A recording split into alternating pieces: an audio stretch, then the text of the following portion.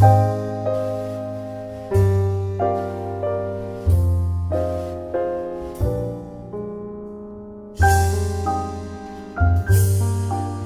Carmen, Hola Roberto, ¿cómo estás? pues mira, desde luego encantado de tenerte conmigo y de darte la bienvenida a esto que llamo, fíjate, Hub de Talento. Yo no Ah, qué sé, bien. yo no sé qué nos pasa, o en este caso qué me ha pasado, Carmen, que tú también me podrás ayudar, porque para eso eres una experta en estas cosas, que fíjate, con esto del Hub de Talento yo dije, tengo que hacer algo por aportar a la sociedad, y como yo no soy médico, yo no soy enfermero, yo no soy de los que están en esa primera línea, digo, ¿qué puedo hacer? Digo, pues desde mi talento voy a intentar hacer algo, y me inventé lo del Hub de Talento, y empecé con conferencias, en webinars abiertos, y también empecé a hacer Instagrams directos, y hacía 2 Instagram directos a la semana y una conferencia abierta a la semana. Es decir, 3 elementos en vivo que decía, madre mía, qué despropósito, pero qué locura y qué hiperactivo, ¿no?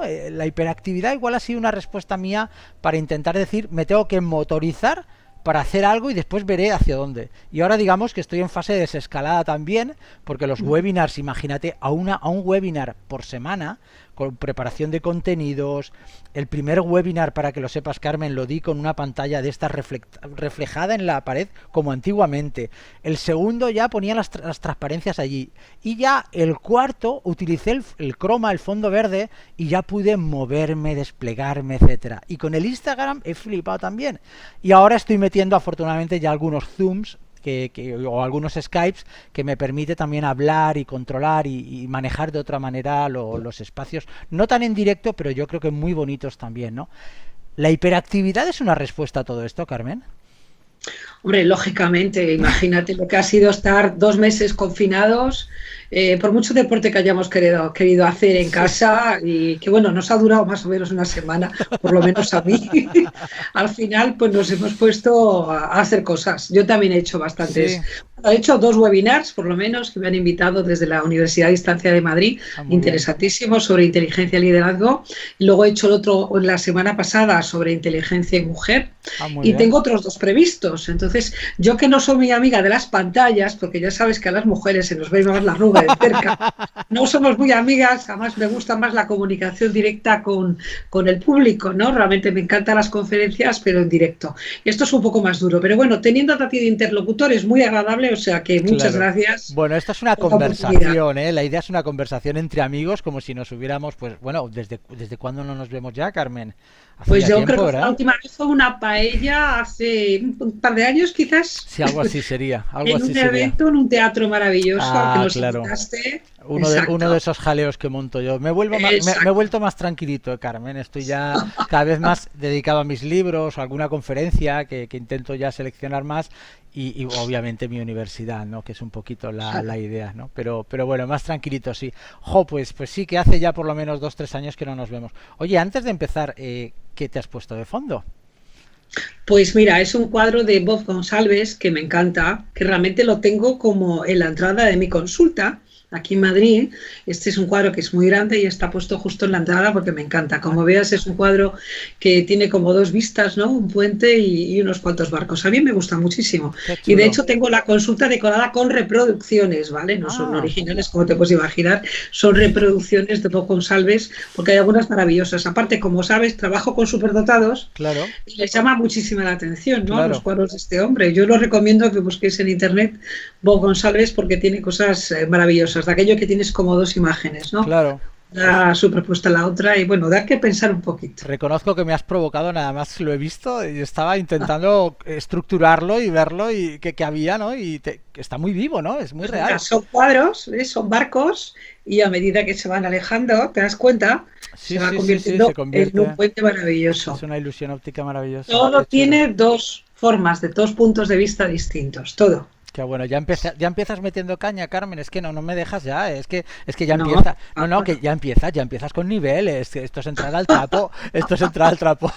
Mira, yo tengo aquí atrás, lo verás, al humanista Luis Vives, es un ejemplo claro, fíjate también, esto está en el claustro antiguo de nuestra universidad y para mí, por ejemplo, es un sitio ideal. No está en función de clases, pero sí que es verdad que es un sitio donde está la biblioteca antigua, donde está, pues bueno, el Paraninfo, donde se hacen los grandes eventos y algunos elementos administrativos. Pero es un ejemplo de fuga de talento también, de persona que se tuvo que escapar de la España de la Inquisición. Imagínate cuántas personas se nos han ido, me cachis, por estas fugas de talentos. Carmen, en este tema que tú trabajas, yo es que tampoco puedo evitarlo, voy a entrar a trapo ya.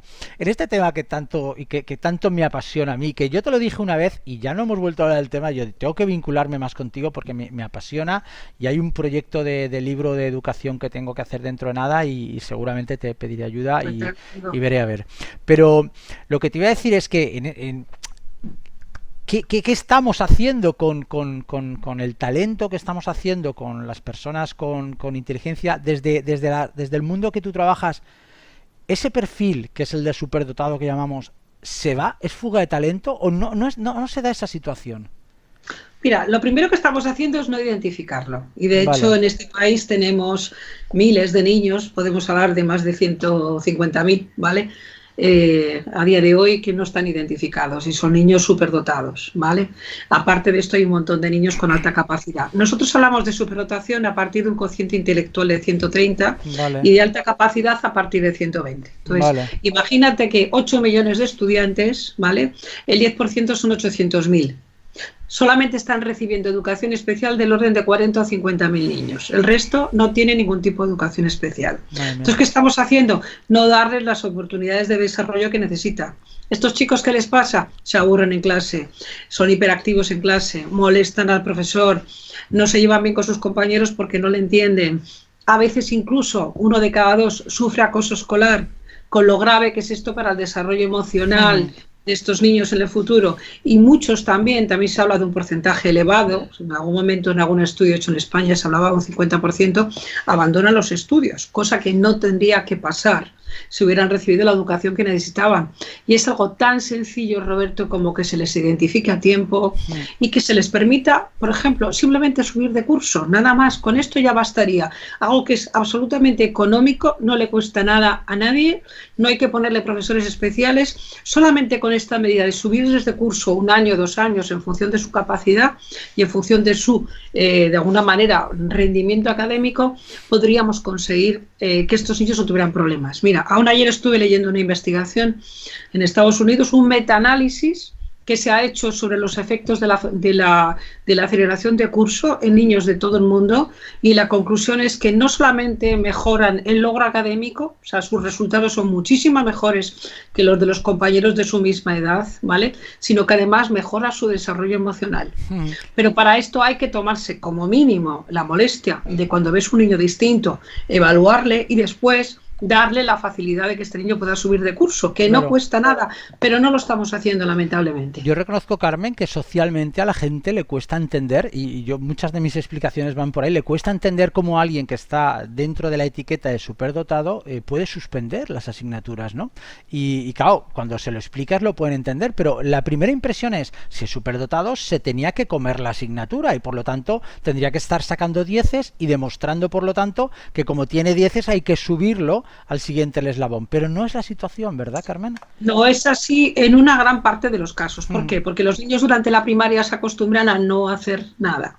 Les basta con asistir a las clases, con oír al profesor, y a lo mejor el último día le dan un repasillo, y con esto les basta para aprobar. Entonces, un niño que desde los 6 años hasta los 12 está haciendo esto, luego no le pidas a los 13 y a los 14 que se ponga a estudiar, porque es que no sabe.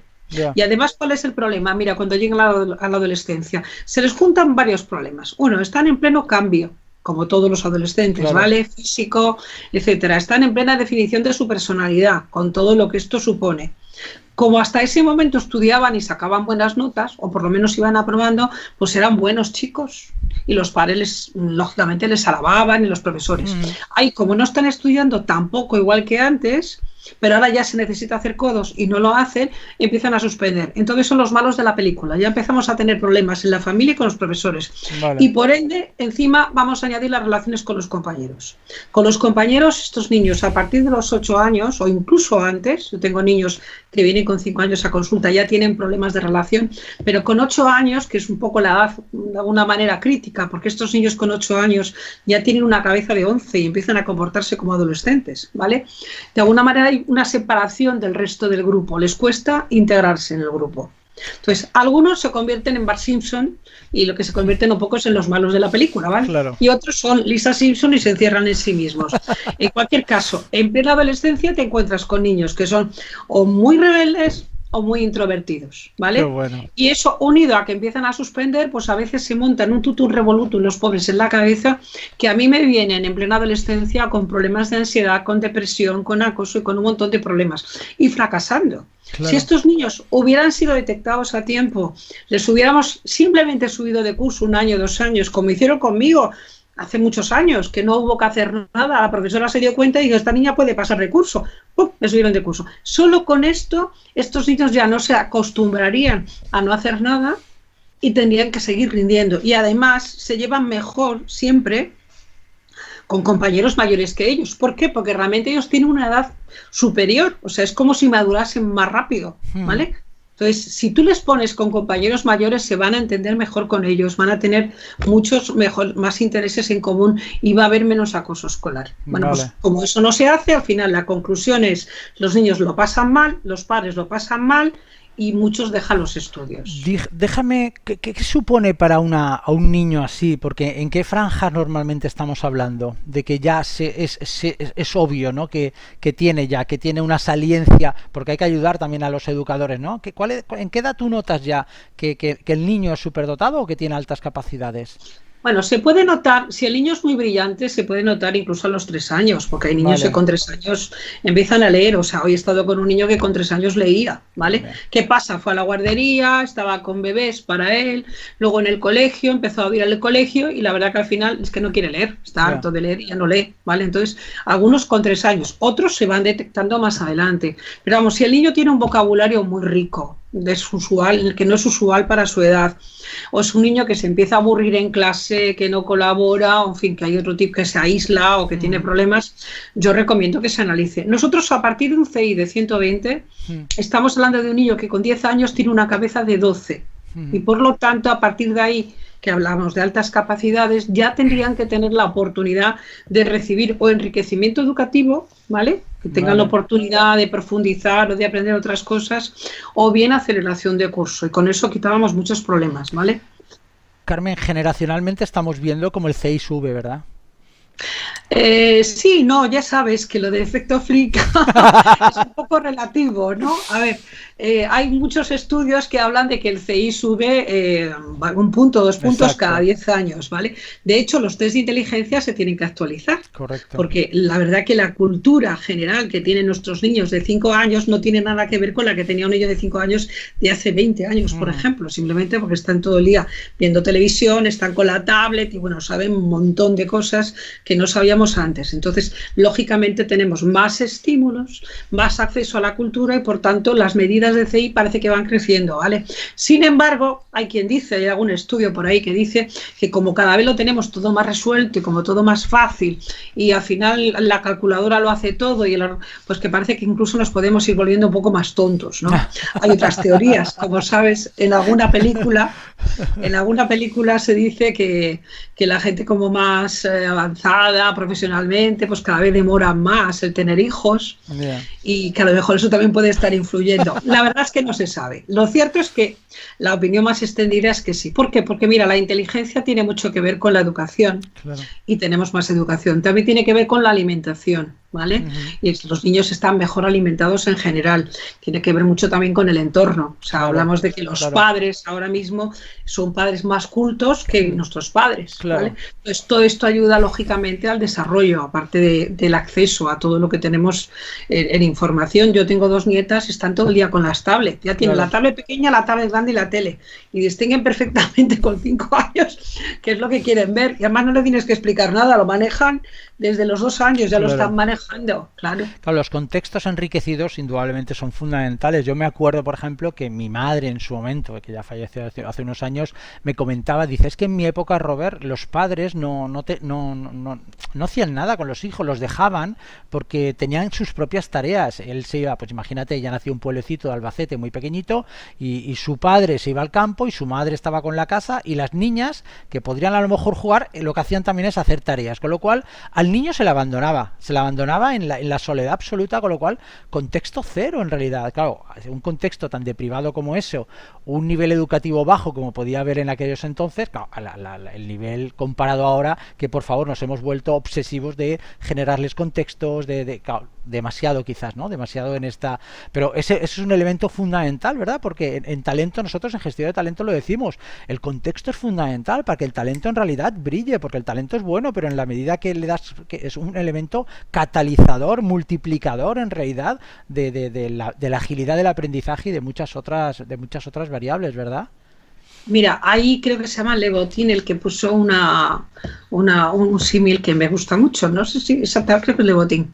Y dice, tú coges dos tiestos, ¿vale? Y le plantas una semilla. Y uno lo riegas y el otro no lo riegas, lo dejas en el campo. ¿Cuál crees tú que va a crecer más? ¿Aquel que le pones riego, le echas nutrientes, o el otro que lo dejas abandonado en medio del campo para ver si llueve o no llueve? Claro. Como es lógico, o sea, si tú el talento le alimentas, va a generar productos que se podrán ver. Mira, yo pongo también a veces un ejemplo que es muy fácil de entender. Uno es Picasso. Su padre era pintor. O sea, Picasso se crió entre pinceles. Picasso con 12 años ya pintaba realismo puro, o sea, luego se pasó, inventó otras formas de pintar, ¿no? Pero realmente con 12 años hay cuadros de Picasso espectaculares, porque es que lo había visto desde muy niño y tenía un talento natural, evidentemente, pero ese talento se puso a desarrollar. Si Picasso hubiera sido a lo mejor hijo de un matemático, con perdón, ya sabes que yo soy medio matemática, pues a lo mejor nunca hubiera visto un pincel y a lo mejor hubiera sido un negado para las matemáticas, ¿vale? Entonces el entorno sirve. Y luego aparte hay otro ejemplo, por ejemplo, muy sencillo también de entender, y es el tema de las cualidades, pero el entrenamiento.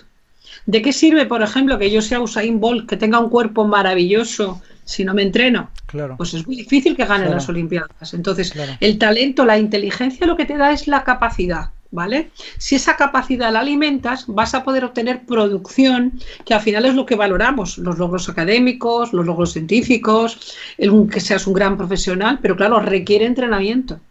Si a un niño le acostumbras a no hacer nada desde pequeño, no sabe lo que es el entrenamiento, se acostumbra a no hacer nada, ¿vale? Que es la cultura del bajo esfuerzo, que lamentablemente estamos un poco inmersos en eso. Entonces, ¿qué ocurre? Pues lógicamente que el niño abandona. Y hablando de los adultos, si yo tengo talento y aquí no tengo oportunidades de desarrollarlo, pues ¿qué pasa? Pues lógicamente me voy. Yo estoy convencida de que ahora mismo muchos sanitarios que a lo mejor en España vean que no acaban de tener futuro, de hecho se está diciendo, o sea, están contratando, los están contratando en los países nórdicos, se nos van a ir, ¿vale? Pero se nos van científicos, se nos va gente de todo tipo. ¿Por qué? Porque lógicamente tienen oportunidades fuera. Yo tengo varios amigos ingenieros, llevan años viajando por Arabia Saudita, por la India, por Marruecos, por todas partes. ¿Por qué? Porque si aquí no tengo oportunidades me las busco fuera. Tenemos una población que es muy inteligente, por lo menos estamos en la media mundial, ¿vale? Y de ahí, lógicamente, hay un porcentaje también de gente muy inteligente, el 2% o el 10% de altas capacidades. Además, muy creativa, ¿vale? Porque eso es algo que sí que tenemos los españoles, estoy convencida que somos muy creativos, ¿vale? Y, lógicamente, necesitamos desarrollarlo. Si aquí no tenemos oportunidades y es café para todos, pues entonces la gente se va. Entonces, lamentablemente, perdemos talento en este país, yo estoy convencida, totalmente convencida. Claro, es un problema, a los que trabajamos en gestión de talento es un problema muy grave la fuga de talento, porque al final quizás es verdad que incluso nuestros políticos tienen una visión muy de, ¿cómo te diría?, muy concreta y muy poco abstracta. Yo te cuento casos de mi universidad donde se han ido investigadores buenísimos y a lo mejor alguien ha dicho, oye, ¿y el laboratorio que tenía esta persona nos lo hemos quedado? ¡Qué bien! ¿Cómo ha enriquecido? Digo, no, tú es que no te has enterado de nada, porque esta persona son 100.000 laboratorios, allá donde vaya, sus ideas, su creatividad, su ingenio, su talento, lo que va a generar es tantas cosas diferentes que su valor está aquí, por favor, no en el laboratorio que nos ha dejado. Esa mentalidad tan concreta en puestos directivos es realmente un verdadero problema.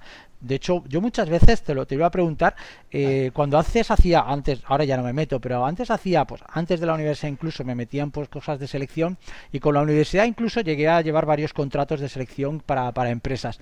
Y siempre me gustaba meter el factor G por medio, ¿no? Me gustaba meter la capacidad abstracta, porque al final no es más que una definición. Yo la explico muy fácil a mis alumnos cuando os doy la selección. Digo, es que mira, tú estás en un puesto de recepción y de repente en ese puesto de selección te viene un problema de una persona que tiene un problema a lo mejor con olores. Dices, vale, se lo resuelves. Después te viene un problema de un goteo en otra habitación y de repente tú dices, bueno, si tú eres de mentalidad concreta, tú vas a resolver todos los detalles de casos que te vengan uno a uno y vas a responder uno a uno. Pero si tienes un poquito de mentalidad abstracta, lo que vas a decir, ojo, porque aquí estoy teniendo un problema de mantenimiento. Solo al segundo ya debería despertarte algo, decir, algo nos está pasando en mantenimiento, es decir, has dado un saltito por encima. Y claro, yo digo, claro, cuanto más puesto directivo, más necesitamos ese pensamiento abstracto. ¿Podemos asociar ese factor G al coeficiente intelectual? ¿Ese es el valor? ¿Qué estamos midiendo exactamente cuando hablamos de todo esto? Bueno, cuando hablamos de factor G de la inteligencia, estamos hablando de la capacidad de resolver problemas, de planificar, de aprender, de observar y de adaptarse, ¿vale? Eso es fundamental. Tú hablas de que la mentalidad es concreta de muchas personas. Yo te diría que es corta. Voy a ser más clara, ¿vale? ¿Por qué? Porque mira, yo, ¿sabes con lo que me estoy encontrando en mi ámbito? En que al final estamos queriendo café para todos, ¿sabes? Vale. A ver, yo creo que el siglo pasado fue el siglo de la educación para todos. Y es fenomenal. Fenomenal, pero creo que teníamos que avanzar un poquito más, ir hacia la educación personalizada, ¿de acuerdo? Correcto. Cada persona tiene un talento y ese talento hay que desarrollarlo.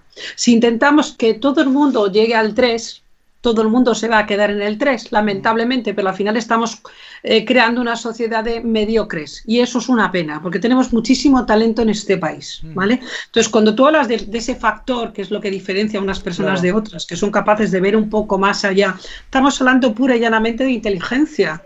Entonces, todo el mundo tenemos derecho a la mayor parte de las cosas, como es lógico, pero también cada uno tiene derecho a desarrollar esas capacidades que tiene. Si tengo un hijo con talento para la música, ¿qué le pido yo a la sociedad? Que me dé la oportunidad de desarrollar ese talento para la música.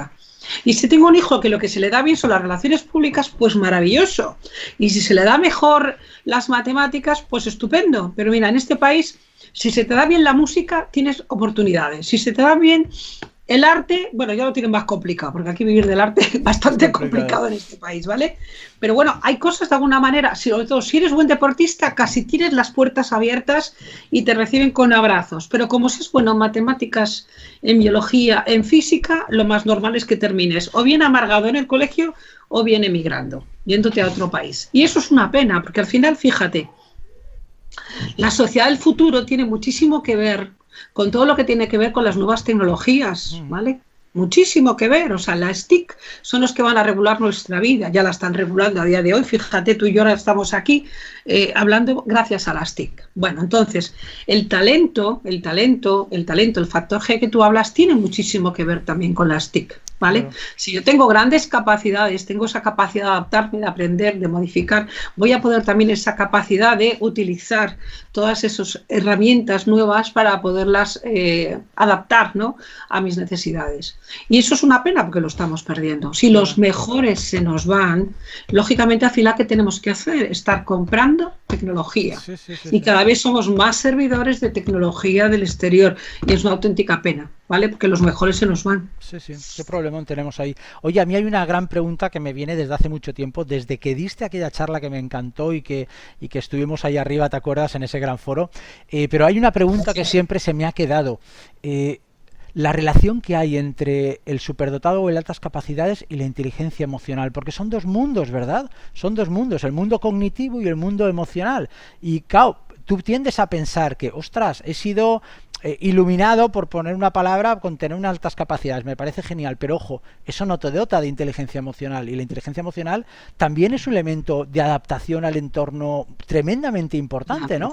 Claro, entonces, ¿Cómo trabajas esa parte? Y cuéntame, profundízame un poquito en esta parte que me interesa mucho y además creo que a muchos de los que nos escuchan les puede interesar porque no comprenden muchas áreas. Dicen, no puede ser, si es una persona que se adapta también a los entornos, no entiendo por qué se está desadaptando tan fácilmente, ¿no? ¿Por qué tenemos tantos problemas? Digo, vale, vamos a cambiar la perspectiva. ¿Qué nos puedes decir, Carmen? A ver, en principio no hay investigaciones que relacionen el alto cociente intelectual con la inteligencia emocional. Que no hay investigaciones concluyentes. Sí hay investigaciones, pero no hay concluyentes. En el sentido de que por ser superdotado no tienes por qué tener ni más ni menos inteligencia emocional. De alguna manera son cosas diferentes.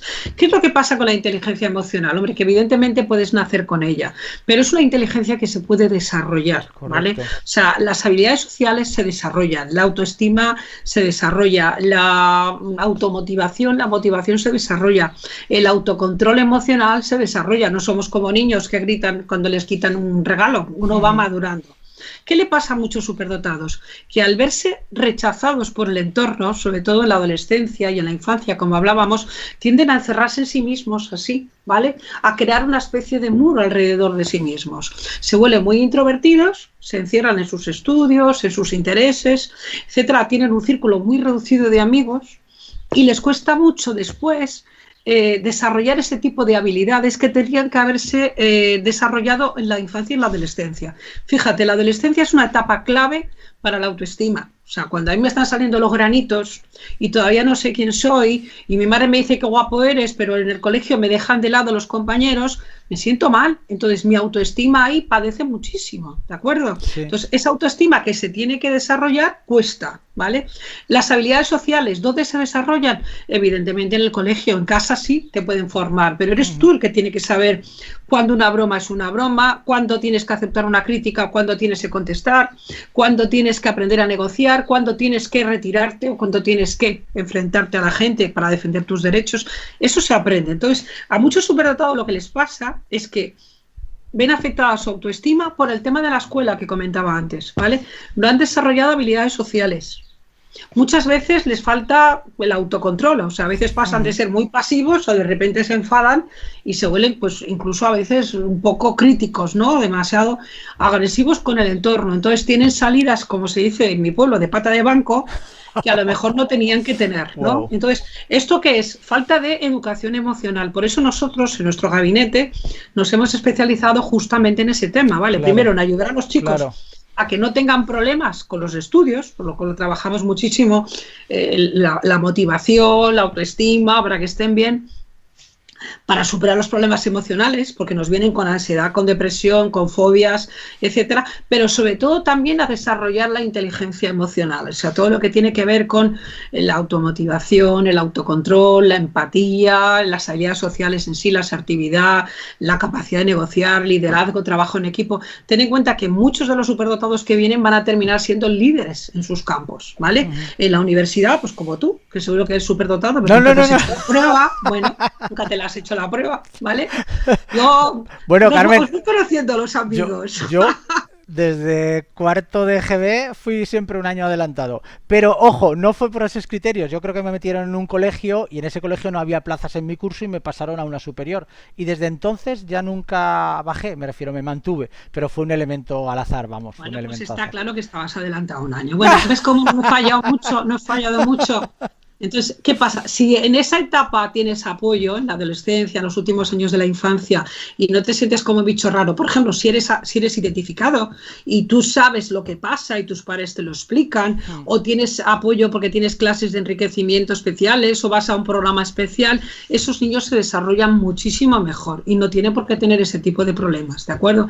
Por eso lo que nosotros insistimos muchísimo, y por eso damos cursos a profesores y estamos incluso preparando un programa de más entidad, es precisamente para eso, para que estos niños tengan la oportunidad de ser identificados y que no perdamos ese talento, sobre todo, ¿vale? Y sobre todo que no lo pasen mal, que eso es el problema, que lo pasan mal. ¿Y tú no crees, Carmen, que hay gente que prefiere no identificarlo por el estigma que se puede generar? Porque ¿qué hace un niño de 12 o 14 años siendo identificado con altas capacidades y con una inteligencia emocional casi nula? ¿Cómo gestiona eso en el aula? Porque incluso la identificación puede ser un problema también, ¿no? Explícanos esto. Con esa edad ya seguro que los problemas en el aula ya los tenía, no se los crea el que se le identifique. A ver, los niños son muy inteligentes, todos, y saben perfectamente cuando alguien destaca. Precisamente la razón de que se metan con él o le hagan un poco la vida imposible es porque destaca. Porque a lo mejor no se tiene que esforzar tanto y estudia.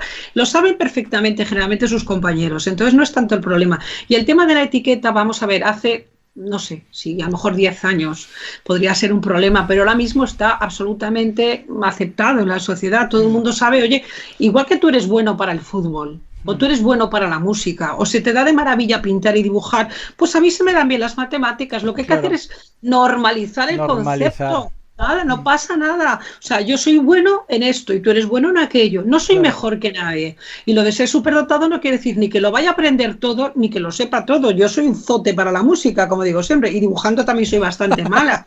Y en muchas cosas, o sea, puede ser bueno en algunas cosas y en otras no. Lo que hay que respetar es la diferencia de cada uno. Yo puedo tener un niño con una discapacidad mental, pero que tenga una habilidad genial para las relaciones humanas, que sea cariñoso, que tenga una creatividad tremenda. O sea, cada uno tenemos unos méritos, ¿vale? Entonces, a cada persona tenemos que descubrir qué es lo positivo que tiene o qué es lo, de alguna manera, aquello que se puede fortalecer, porque hay que fortalecer, y si tiene algo que le podamos ayudar a, de alguna manera, a capear alguna deficiencia, pues también hay que ayudarle. Entonces, aquí no se trata ni de más ni de menos. Claro. O sea, si yo voy más rápido que tú, ¿por qué me tienes que tener aburrido en un curso que yo ya me sé todo lo que estáis dando y estoy todo el año escuchando el mismo rollo? ¿Por qué?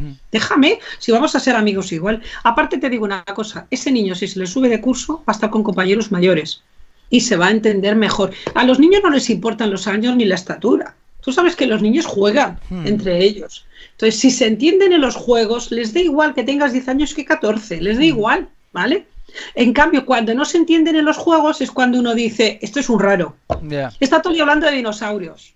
No habla más que de coches. ¿Qué está tanto? No habla más que de coches. Entonces, al final se va creando algo como de soy diferente, soy diferente, soy diferente, ¿sabes? Y dime una cosa, porque al final es verdad que cuando hablamos de altas capacidades y hablamos de superdotados, lo relacionamos con estos elementos cognitivos, ¿no? Intentando que nos comprenda todo el mundo, con esta capacidad abstracta, con esta gran capacidad de adaptación, con esta gran capacidad de relación de ideas, de detalles, ¿no? Y de gran creatividad. Pero, ¿qué pasa con altas capacidades en inteligencia emocional? Por ejemplo, una persona tremendamente empática, ¿lo podríamos llamar una altas capacidades también? Porque al final normalizar debería ser eso en realidad, ¿no? Descubrir también, ¿no?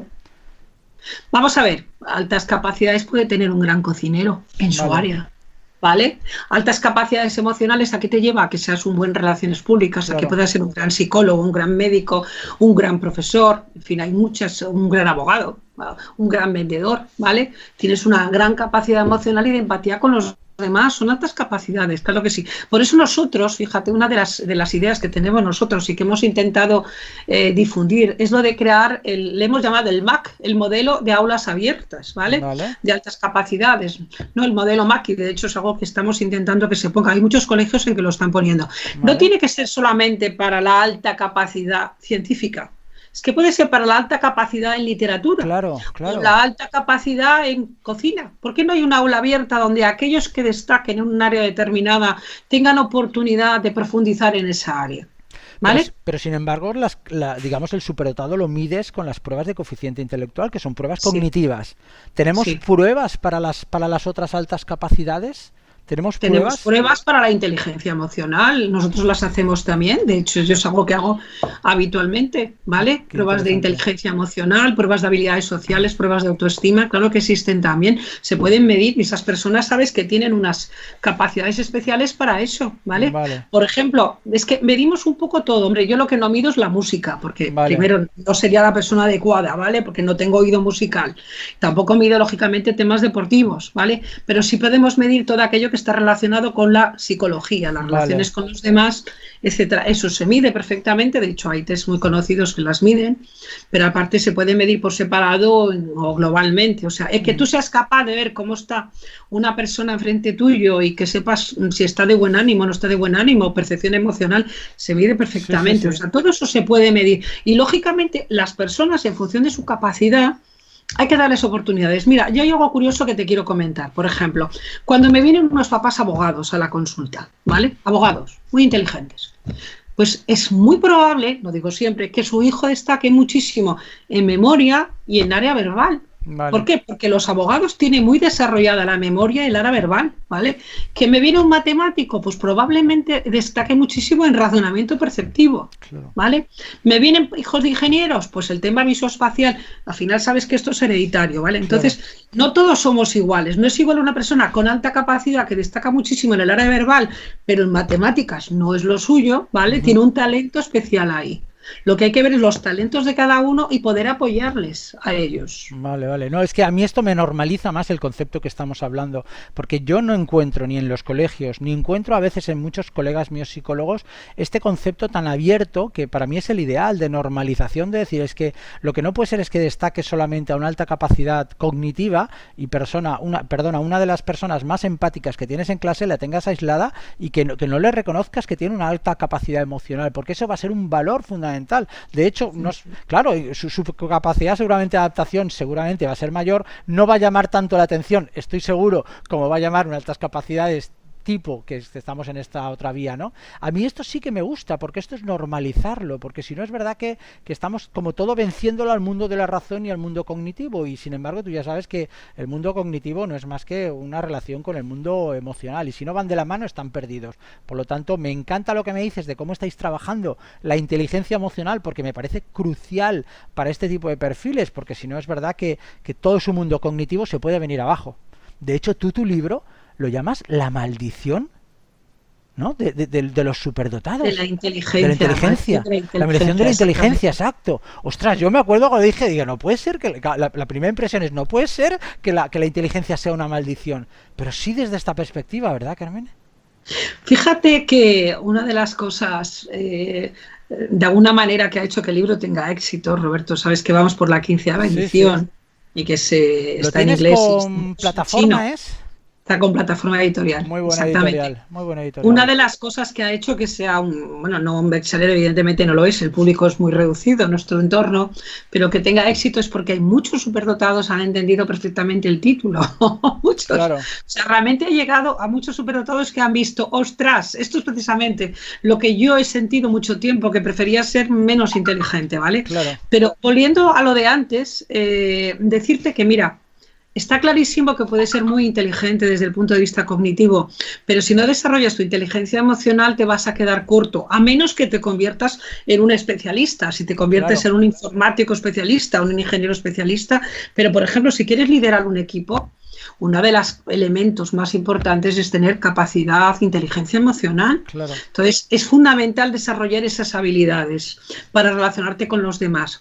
Yo siempre les digo a mis chicos, a sus padres, puedes tener un alto concepto de ti mismo, puedes tener muy claro dónde quieres ir en la vida, pero como no sepas relacionarte con los demás, no lo vas a conseguir. O Claro. sea, el tío que diseñó las pirámides tuvo que contar con miles de personas para que le ayudaran a construirlas. Y eso tiene muchísimo que ver con la relación con los demás y con la inteligencia emocional. Claro. Entonces, una persona muy inteligente que tenga esa laguna, lógicamente va a tener muchos problemas probablemente para triunfar en su área o triunfar, llegar a ser pues un líder en cualquier campo. Por eso eso hay que trabajarlo mucho también y por eso nosotros nos hemos especializado ahí. De hecho, sabes que hemos desarrollado el método Darwin, que viene un poco después de la maldición de la inteligencia, me lleva a estos temas, a tener baja autoestima, a tener una motivación no demasiado clara, porque muchas veces queremos muchas cosas y al final no nos centramos en ninguna, a tener problemas en las relaciones con los demás o a tener muy baja resistencia a la frustración, que son de alguna manera como las 4 cosas que yo veo más claras Sí, sí. en muchos superdotados. Pues justamente trabajamos esas 4 cosas, ¿vale? Y el resultado es magnífico, te lo digo en serio. O sea, empecé yo sola, ahora somos 6 psicólogas en el equipo, hace un mes éramos 7, pero ya sabes que con lo de la pandemia al final pues todos hemos tenido que de alguna manera hemos tenido una persona que se ha ido, ¿vale? Voluntariamente.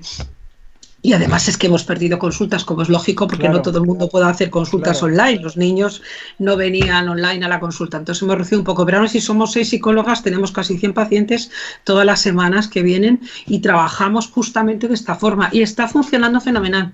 Más tenemos pacientes de toda España y además tenemos pacientes de otros países. Cosa curiosa, tenemos pacientes en Estados Unidos, en Dinamarca, en Noruega. No tenemos más por el tema de los horarios, que a veces son Bueno, un poco qué tremendo. complicados. Claro, en realidad muy Pero pocos llevan al éxito, ¿no? Tú, sin embargo, cuando alguien llega al éxito que dices, joder, es que este tío se sale, sobresale, pero yo cuando veo eso digo, ¿y cuántas otras personas tendrían ese mismo nivel y se nos han quedado en el camino? ¿Podríamos decir que es un 1 o 2% de estos altas capacidades o superdotados que llega al éxito? ¿Hay algún porcentaje de los que a lo mejor dices tú, me microespecializo y eso hace que el contexto me adore? Es la única manera. He tenido el éxito o lo he tocado muy pronto como para que nadie me toque. Pero el que no lo toca tan pronto, ese está maldito durante todo el camino y ese no va a llegar al éxito, ¿no? Hombre, es muy complicado, ¿vale? Cuando has tenido malas experiencias, cuando has abandonado los estudios, cuando después tienes que trabajar en un entorno que a lo mejor no es tan gratificante, tan creativo, cuando, bueno, pues todo eso lógicamente hace que te sientas insatisfecho y es difícil a veces romper la barrera. No digo que sea imposible, ¿eh? Yo siempre digo que aunque tengas 30 años o 40, aún estás a tiempo, oye, que vivimos más de 80 años de media para retomar otro camino, pero claro, no siempre es posible hacerlo o no te crees con la capacidad para decir, ahora voy a cambiar de carrera, voy a cambiar de profesión. Yo, fíjate, una estadística muy burda, ¿vale? Y es que del 2% de superdotados que hay en este país, un 1% pues son grandes directivos de empresas, incluso hay algunos políticos, ¿vale? Son grandes profesionales, ¿vale? Del ámbito universitario, del ámbito científico, de cualquier tipo, ¿vale? Y yo creo que puede haber otro 1% que son personas que podrían haber dado bastante más, haber triunfado quizás de otra manera. De todas formas, hay muchos superdotados que aunque no hayan seguido con los estudios, ¿vale? Después son capaces de encontrar otras vías, ¿vale? Para desarrollar su ámbito profesional. Y no solamente con los estudios a veces se consigue el éxito, ¿vale? Claro. Yo me vienen pacientes, pues oye, que no ha estudiado, pero se ha montado 3 talleres de coches, ¿vale? Claro. O es un gran productor de televisión, ¿de acuerdo? Y a lo mejor no terminó sus estudios, ¿vale? No terminó, no hizo una carrera superior, pero normalmente muchos de ellos encuentran su camino. La pena es lo que no lo encuentran. Y bueno, y algunos tengo con 30 años pues encerrados en casa y sin trabajar y con depresión. Algunos tenemos también de estos, muchos también lamentablemente, ¿vale? Demasiados. La pregunta al millón, y esta es una pregunta ya muy seria, ¿puede llevarnos esto a cosas mucho más serias? Hablamos de depresión y hablamos de cosas más serias, Carmen. Sí, y muchos, además. Wow. Muchos, además. De hecho, yo tengo bastantes casos cercanos, ¿vale? Pero bueno, esto también va un poco por familias, ¿sabes? Y en las familias en que hay altísimos cocientes intelectuales suele también haber altos índices de otro tipo de problemas más graves, depresiones graves, ¿vale? O sea, no digo que sea, ahí ya no te puedo hablar de porcentajes, yo decirte que sí que he visto unos cuantos casos a lo largo de mi vida, algunos que me han tocado bastante de cerca, ¿vale? Y que es una pena porque que una persona sea muy inteligente, pero claro, tú imagínate un niño, pues como algún caso que se hizo famoso en Madrid hace 2-3 años, 11 años, acosado en el colegio, pues un niño que, bueno, no llegó a quedar claro si tenía altas capacidades. Yo leí su carta y desde luego era un niño de altas capacidades, ¿vale? Otro caso también muy cercano a mí, porque tengo mucha relación con la familia, pues un niño mal diagnosticado toda la vida, mal diagnosticado con TDAH cuando no tenía TDAH y de alguna manera pues obligado a tomar medicación para el TDAH, al final terminan con adicción y bueno, pues también un día ya no sabe qué hacer y terminamos mal, ¿vale? Entonces es complicado, ¿eh? Yo te digo que hay muchos casos fíjate, no te hablo ya de ese tema de depresión y llegar al final, ¿vale? Que los hay, pero también hay muchos casos de mal diagnósticos de esquizofrenia, brotes psicóticos, ¿vale? Brotes psicóticos que terminan, no saben ya qué hacer con su vida y terminan al final con brotes psicóticos, problemas de abusos de sustancias, ¿vale? También hay mucho superdotado que en la adolescencia pues termina metido en donde no tenía que estar, ¿vale? Y problemas de otros tipos también, ¿vale? Entonces hay bastantes derivaciones anómalas. De hecho, yo estoy ahora preparando un texto precisamente sobre ese tema, trastornos mentales y superdotación, porque estoy convencida de que hay muchas personas que no están bien diagnosticadas y que han podido terminar en un diagnóstico psiquiátrico erróneo, ¿vale? Y una medicación que además les ha podido llevar después mal. De hecho, aún esta semana estuve con una chica hablando y bueno, a esta chica le han dado de todo. de todo, le han dado todo tipo de medicación, ¿vale? Y esa propia medicación, que como sabes a veces es muy agresiva, le ha impedido de alguna manera desarrollar sus capacidades. Una chica que tiene una capacidad tremenda, un CI impresionante, y cuando realmente en un momento determinado se dio cuenta, dejó toda la medicación y ahora está mucho mejor, está con depresión, pero no está pues como estaba con una cantidad de medicación brutal que la estaba haciendo realmente sus capacidades que estuvieran abajo. Yo creo que hay bastantes malos diagnósticos, lamentablemente, de casos de superdotación que los psiquiatras, psicólogos, profesores no identifican, y que por eso nosotros, sabes, uno de nuestros trabajos es precisamente difundir, y por eso te agradecemos muchísimo la oportunidad, porque hay mucha gente que está sufriendo porque nunca se ha planteado que podría tener detrás pues un problema de la maldición de la inteligencia. Totalmente. Quiero que me des consejos muy prácticos. Quiero que te pongas en dos pellejos. En el pellejo de la familia y los padres que no saben qué hacer, y por lo tanto muchas veces han tomado a esos niños como revoltosos, como vagos, como muchas otras cosas, y que precisamente por no diagnosticar, por no tener claro la etiqueta, a veces nos lo estamos llevando a peor, porque se generan realmente conflictos, incluso de separaciones, divorcios y de muchas más cosas, ¿no? Que al final, por lo complicado que es. Y por otro lado, dame también alguna instrucción sencilla para los profesores, que seguro muchos nos van a oír después en esta grabación. Necesito algo para que ellos puedan detectar y por lo menos tener una idea, porque al final es verdad que ellos no pueden ser psicólogos, ni es su misión, pero sí que pueden ver algunas luces, algunos detalles para derivar, que yo creo que es el elemento clave, ¿no? Y después, como tú decías, claro, el elemento es con una simple cambiar de curso lo podríamos hacer, ¿verdad? Que en realidad es una toma de decisiones que alivia mucho, es gratuita, que en este país lo gratuito viene muy bien, porque si no nos hacen muchas cosas. Vale, dame consejos, por favor, para esos dos perfiles, padres y profesores, muy prácticos. Bueno, los padres, si ven que su hijo es diferente al resto de los niños de su edad, en el sentido de que habla mejor, aprende más rápido, va más rápido, que la clase se le queda corta, ¿vale? Eso ya es un punto a tener en cuenta. Vale. Otro punto a tener en cuenta, el niño se aísla en clase, el niño tiene problemas en las relaciones con los demás, vale. Otro, es muy movido, pero realmente no hay un problema de déficit de atención, sino que puede ser un problema de que el niño realmente está aburrido y molesta a los demás. Yo a los padres lo que les digo es, siempre y cuando tengas dudas de que tu hijo puede tener una alta capacidad, haz que le evalúen. Mira, nosotros lo hacemos en el centro en una tarde, no lleva más y tampoco es caro. O sea, se puede asumir perfectamente, claro. Cuesta menos que un televisor de los normalitos, ¿vale? Mucho menos que un televisor, ¿vale? Y estamos hablando de toda una vida, ¿eh? Exactamente. Claro, entonces, claro. El hecho simplemente de que el niño se sienta comprendido y que vea lo que le pasa, le cambia la vida. O sea, los niños que vienen a mi consulta siempre quieren volver porque de repente se sienten totalmente identificados y entienden lo que les pasa, y los padres también. Entonces, si hay dudas, que lo pidan en el colegio. Si no lo piden en el colegio, que vayan a un psicólogo privado. Si no lo encuentran, que vengan a Madrid, que nosotros atendemos gente de toda España, en el mundo superdotado, y salen de dudas, ¿de acuerdo? Entonces, vale. Para los padres, salgan de dudas lo primero. Si su hijo no se adapta, algo pasa ahí, ¿de acuerdo? A lo mejor no es una alta capacidad, a lo mejor es una baja capacidad, puede claro. Serlo también, sí, pero lo que hay que hacer es saber qué le pasa al niño para poder ayudarle, ¿de acuerdo? Y para eso lo mejor es luego sí con especialistas. Vale. Para los profesores, pues un poco más de lo mismo. O sea, si el niño molesta en clase, hay alguna razón. Si el niño es muy introvertido, hay alguna razón. Si el niño acaba las fichas muy pronto, hay alguna razón. Entonces, no se trata de decirle al niño, no levantes la mano y no contestes, o vete al ritmo de los demás, porque es que vas demasiado deprisa, ¿no? Deja al niño que vaya a su ritmo. Y si de verdad crees que puede ser un niño que destaque, ¿vale? O a lo mejor ves que es un vago, pero que sin esforzarse las pilla todas al vuelo, pues habla con la orientadora. Y que le dedique, pues eso, una horita. Si tampoco hace falta que le dedique mucho más. A veces es una horita pasarle un test de inteligencia, ¿vale? Claro, no es más. Claro. Entonces, que le dedique una horita al niño, que le hagan las pruebas, o que si no, la orientadora no tiene tiempo, que es lo que suele pasar. Tú sabes que tenemos una orientadora por cada 2.000 o 3.000 niños, claro. Depende de las zonas, ¿no?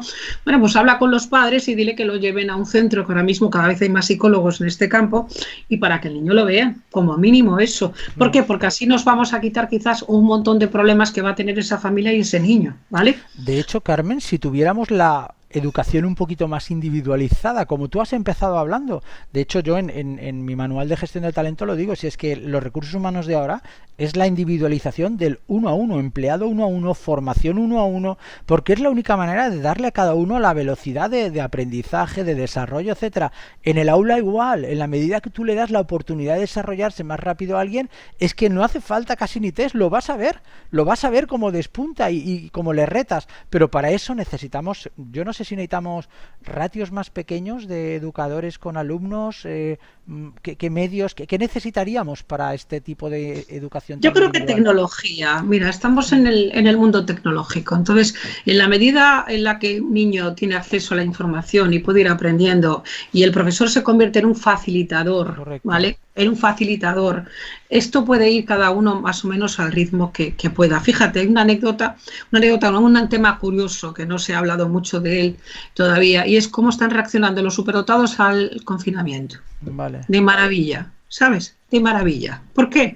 Porque van a su ritmo. Claro. Entonces, no tienen que estar aburridos en la clase, van a su ritmo. Les dedican un par de horas a los padres o una hora y van a su ritmo y son capaces. El resto del tiempo pueden estar aprendiendo lo que quieran. Entonces, lo que tienes que hacer es adaptar, no adaptar el alumno a la clase, sino adaptar la clase al alumno, ¿vale? Entonces, el profesor evidentemente no puede tener 30 alumnos por clase, es imposible.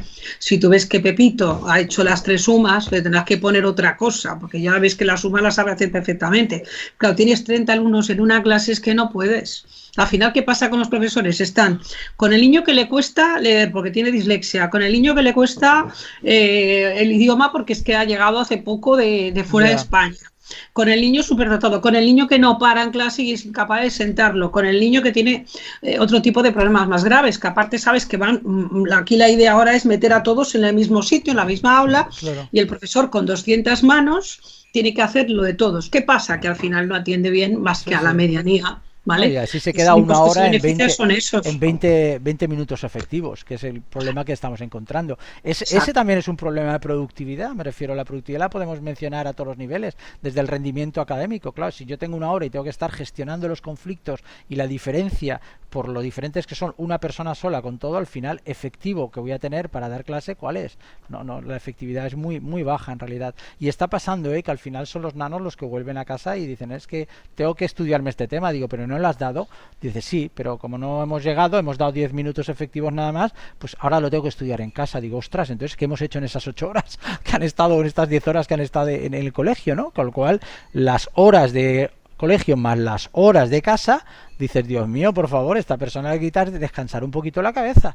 Hay algo muy, muy, muy grave en educación. Yo prohibiría los deberes por sistema. Yo también.